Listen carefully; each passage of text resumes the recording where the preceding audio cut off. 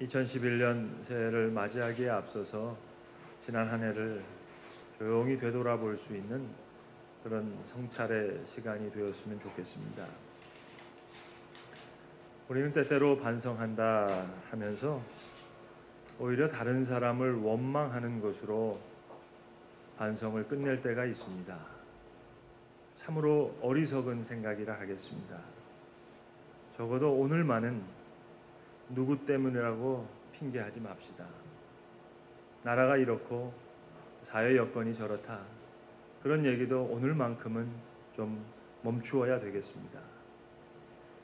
세상이 이렇기 때문에 어쩔 수 없이 그랬다고 합리화한다 한들 내 책임이 면해지는 것 아니지 않겠습니까?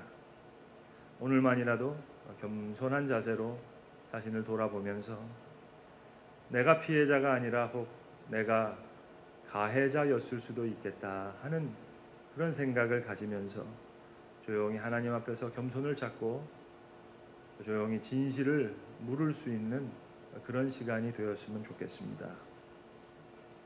어떤 의미에서는 우리 주변의 시끄러운 것까지도 다 내 잘못일 수 있다.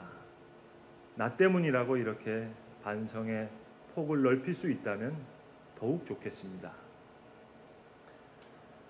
어떤 일의 성공을 위해서는 몇 가지 조건이 필요합니다. 기술도 필요하고 자본도 필요합니다. 하지만 또한 가장 필요한 것이 시간이라는 것입니다. 여러 가지 조건이 어우러져서 성공을 이렇게 빚어냅니다만 그 중에 시간이 참으로 소중합니다. 그래서 하나님을 아는 것도 지식이요, 하나님 안에 있는 나 자신을 발견하는 것도 지식이겠습니다만 시간을 아는 것 귀한 지혜라 생각합니다. 오늘 본문은 우리 날을 셀 수 있는 우리 날 계수함의 지혜를 주시옵소서라고 이야기하고 있습니다. 현재는 대단히 중요합니다. 사실 따지면 이것만이 내 시간입니다. 과거에 매여서 현재를 잃어버리는 것만큼 참으로 불행한 것이 없습니다. 과거 때문에 현재를 손해본다면 얼마나 참 어리석은 일입니까? 그러므로 내게 주어진 시간을, 내게 주어진 남은 날들을 헤아릴 수 있다는 것 참으로 지혜로운 일이라 이렇게 생각합니다. 요즘 참 외모에 관심들이 많은 시대다 보니까 말입니다. 동안이다 이렇게 해서 젊어 보입니다. 어려 보입니다.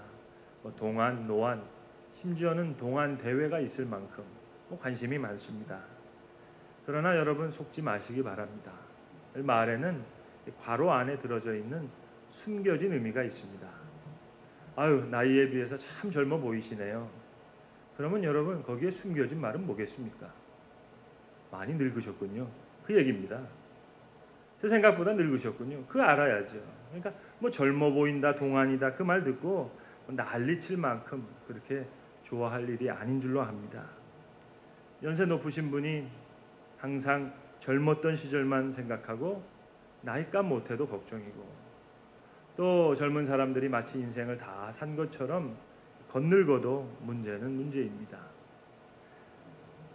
흔히 사람들이 시간은 돈이다 이렇게 얘기합니다. 사실로 그렇습니다. 내가 일한 일을 시간으로 계산해서 환산하니까 말입니다. 그리고 아무리 일을 할 수 있어도 시간이 없으면 무용지물입니다. 고로 시간은 돈입니다. 하지만 사실 시간은 이것보다 훨씬 더 소중합니다. 시간은 생명입니다. 돈이야 저축할 수도 있습니다만 시간은 저축할 수 없습니다. 돈은 은행에 갖다 놓으면 그저 이자라도 붙게 하겠습니다만 시간이라는 것은 속절없이 정확하게 흘러갑니다. 돈은 좀 미리 땡겨서 대출이라도 받아볼 수 있겠습니다만은 시간만큼은 엄정합니다. 아주 엄중한 것입니다. 내 마음대로 요리할 수 있는 그런 성질의 것이 아닙니다. 따라서 다른 사람에게 시간을 좀 내달라 하는 것은 여러분 엄밀하게 따져서 이야기한다면 내 생명의 일부를 그를 위해 떼어주는 바가 다를 것이 없습니다.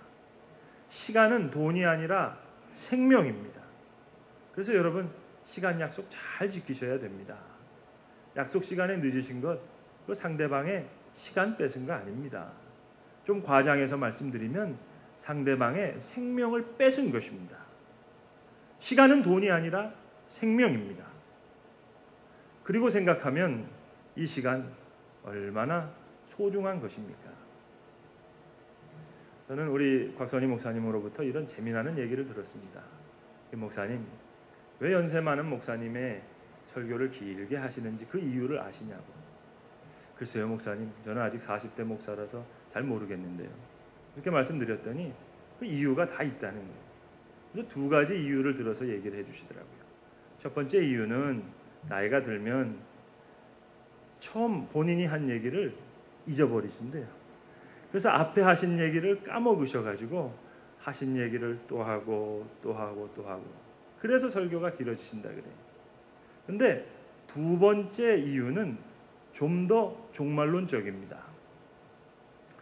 예전에는 그렇게 표현하셨다 그래요. 이 나이가 늙는 것을 마치 시간 가는 것이 꽃감 빼먹는 것 같다 하는 그런 표현을 쓰셨다는 거예요. 요즘에는 꽃감도 다 이렇게 상자에 나옵니다만 예전에 보면 이렇게 막대기에다가 12개 이렇게 꽂아 있는 거 아니겠습니까? 그래서 꽃감을 이렇게 하나하나씩 빼먹다 보면 마지막까지 다 없어지는 거예요. 그래서 이 목사님들이 다 알고 계시다는 거예요.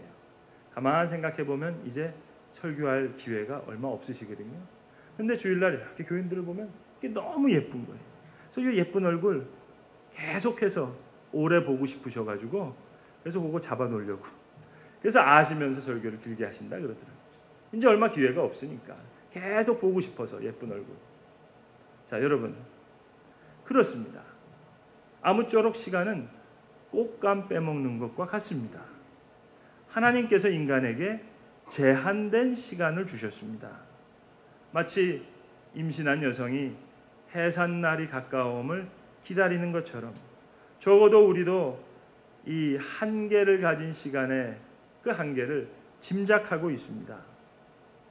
그러니까 우리는 지금 죽음을 향해서 야금야금 시간을 먹어가고 있는 것입니다. 시작이 있고 끝이 있습니다. 따라서 여러분, 저나 여러분이나 이제 시작을 했으니까 이제 남은 것은 끝밖에 없습니다. 아무리 젊고 예쁘고 우리 찬양대도 보니까 지금 20대도 계시는데 아무리 20대도요 이제 시작했으니까 끝밖에 없어요. 끝난 인생이에요. 어차피 다 끝난 인생입니다. 시작했으니까 끝밖에 남은 게 없습니다. 시작이 있고 끝이 있으니 이제 남은 시간, 그 남은 시간을 셀 수 있는 그 지혜가 필요하다는 것입니다. 모든 시간 참 변화됩니다. 오늘이라고 하는 시간 다시 미래로 밀려나가게 될 거예요. 과거라는 시간 오늘의 시간이 밀어냅니다. 그래서 변화를 거듭거듭합니다. 그러니까 인간은 태어나면서부터 이제 죽기 시작하는 겁니다.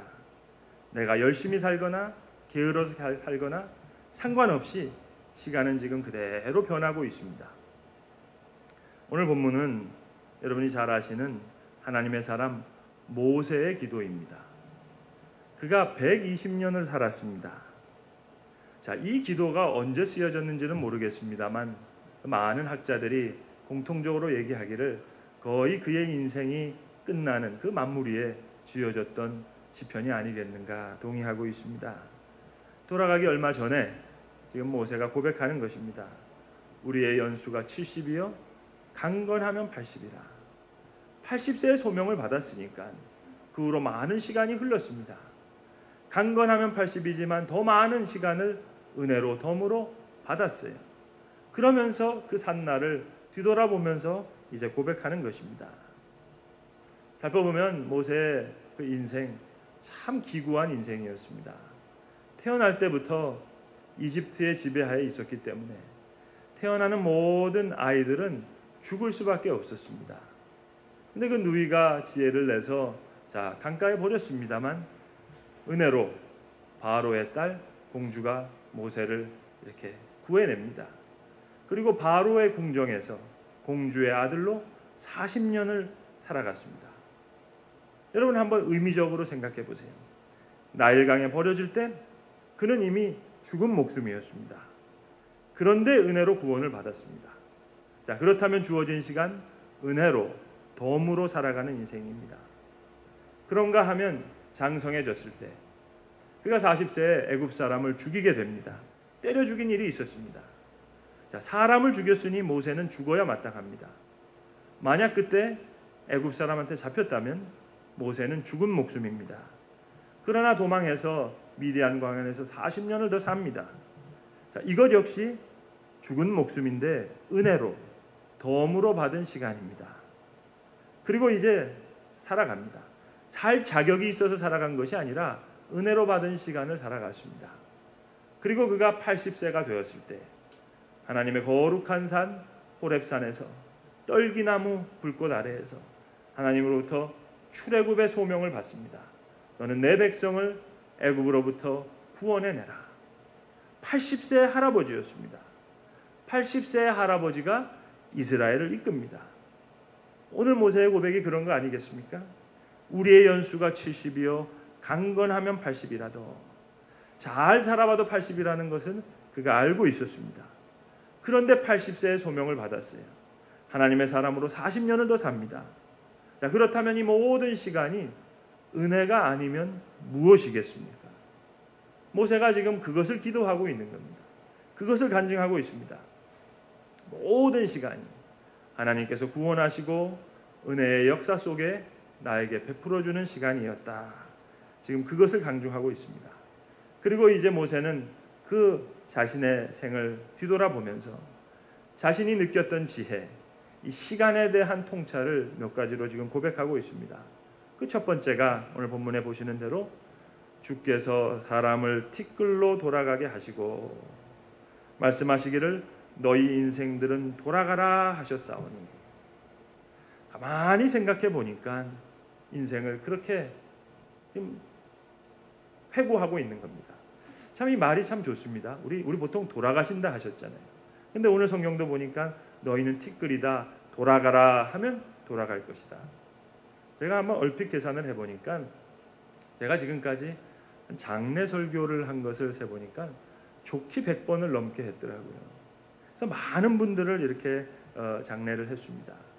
그리고 제가 장례식을 집례하면서 가장 많은 우리 교인분들을 안장한 곳이 소망동산이라는 곳입니다.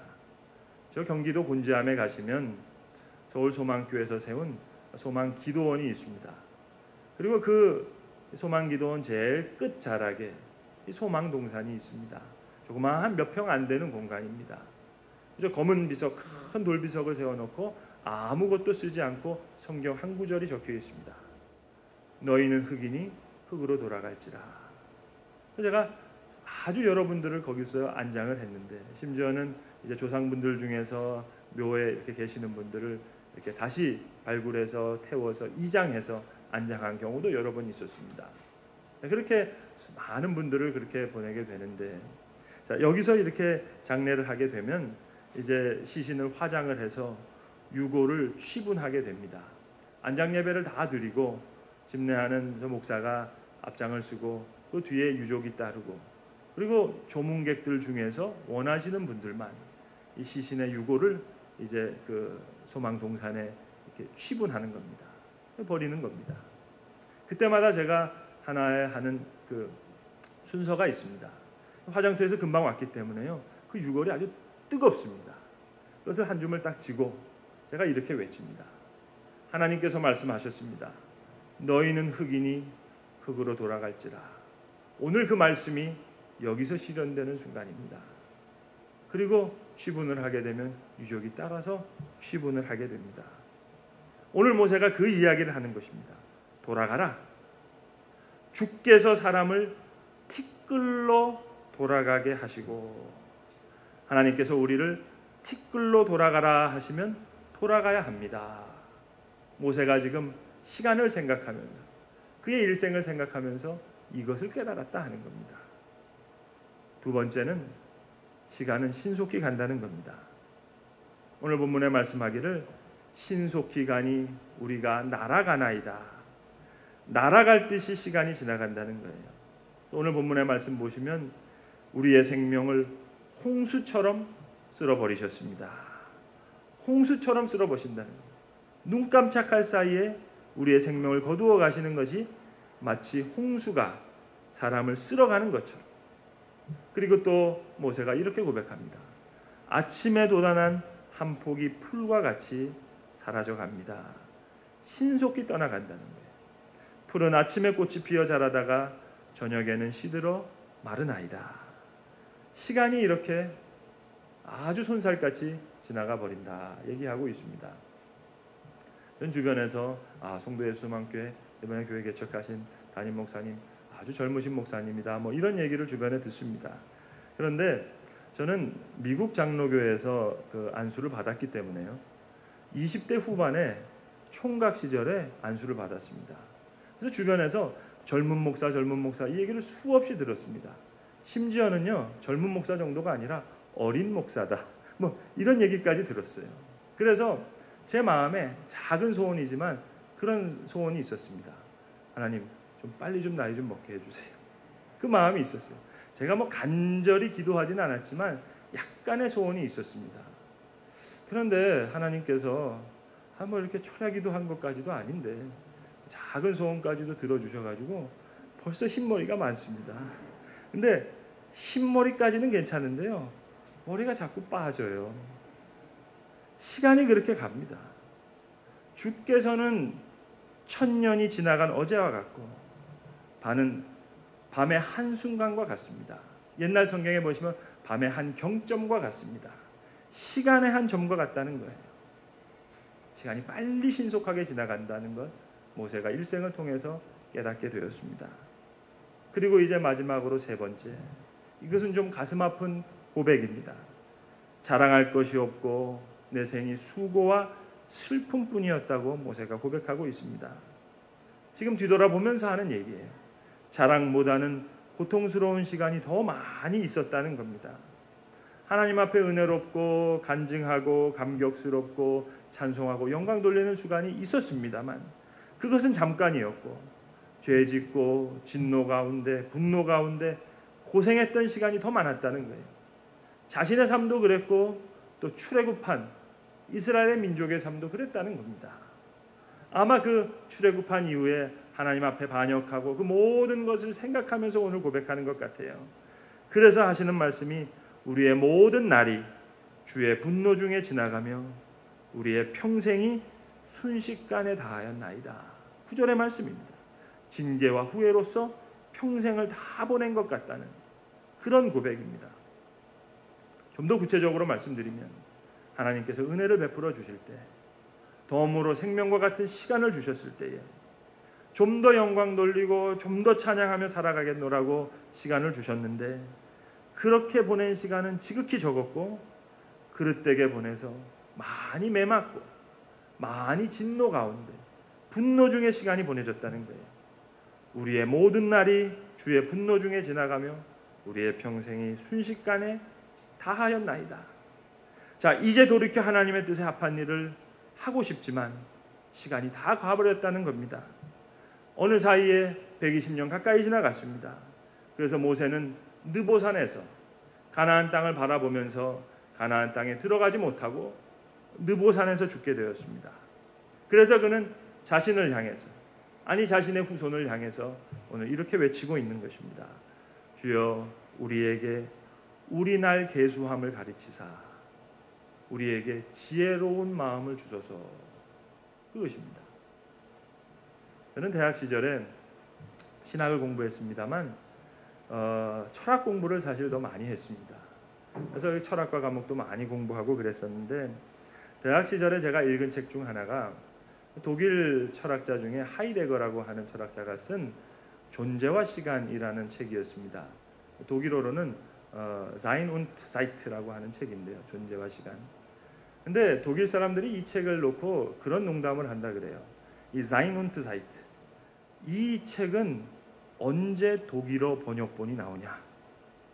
독일 사람이 독일어로 읽는데 이게 도통 무슨 말인지 모르겠다는 거예요.